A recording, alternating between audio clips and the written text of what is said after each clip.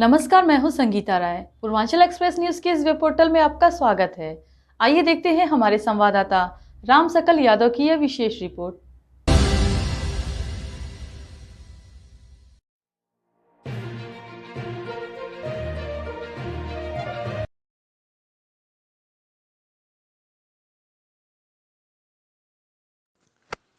आजमगढ़ से एक शर्मनाक तस्वीर सामने आई है।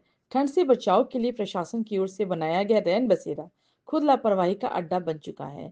गरीब और राहगीरों के लिए बनी ये सुविधा अब शराबियों और असामाजिक तत्वों का ठिकाना बन गया है।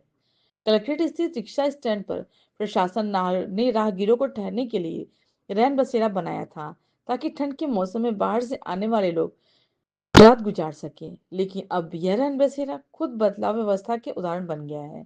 यहाँ हर तरफ गंदगी फैली है, धूल धुरतिया गद्दे पड़े रहते हैं और शराब की खाली बोतलें बिखरी हैं। हालत यह है कि जिलाधिकारी कार्यालय और सिविल लाइन चौकी से कुछ कदम दूरी पर यह रैन बसेरा अब किसी कूड़े का ढेर जैसा लग रहा है। पड़ताल के दौरान न तो कोई कर्मचारी मौजूद मिला, न ही कोई सफाई व्यवस्था। बताया जा रहा है कि यहाँ की देखभाल के लिए केयर टेकर तैनात है, लेकिन वह कभी दिखाई नहीं देता। नगर पालिका के अधीन होने के बावजूद अधिकारी कर्मचारी यहाँ झांकने तक नहीं आते हैं। ठंड का मौसम शुरू होने वाला, लेकिन रैन बसेरे को सुदृढ़ करने की कोई तैयारी नजर नहीं आती है। मौसम विभाग के मुताबिक अगले 2-3 दिन में तापमान गिरने वाला है।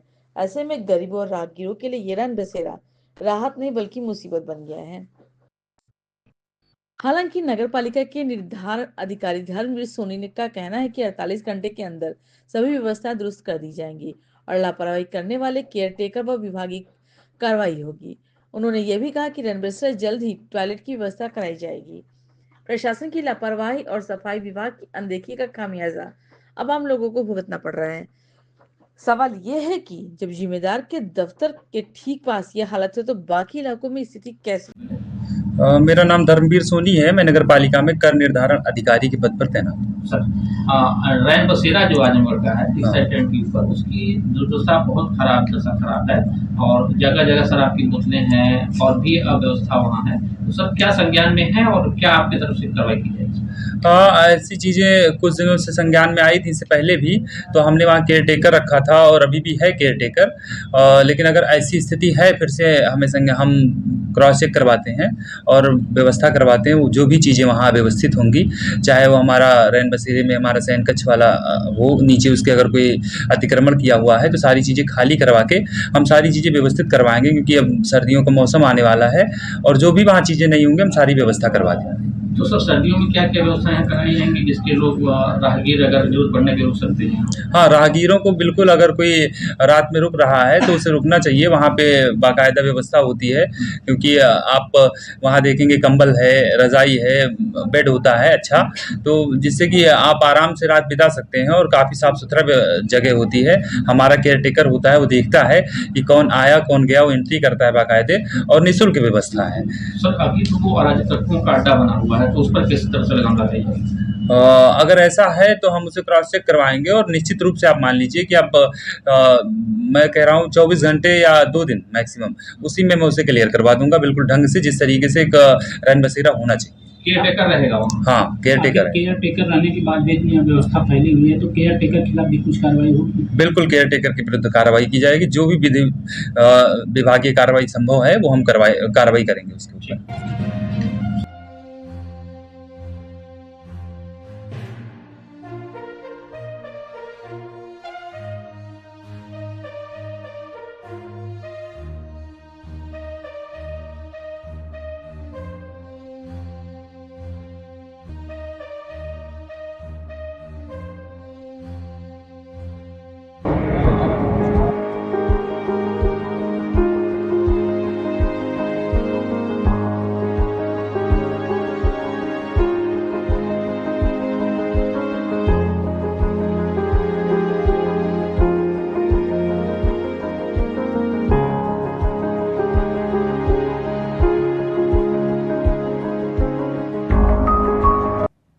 अगर आपको हमारी खबर पसंद आई हो तो हमारे चैनल को लाइक, सब्सक्राइब और शेयर जरूर करिए।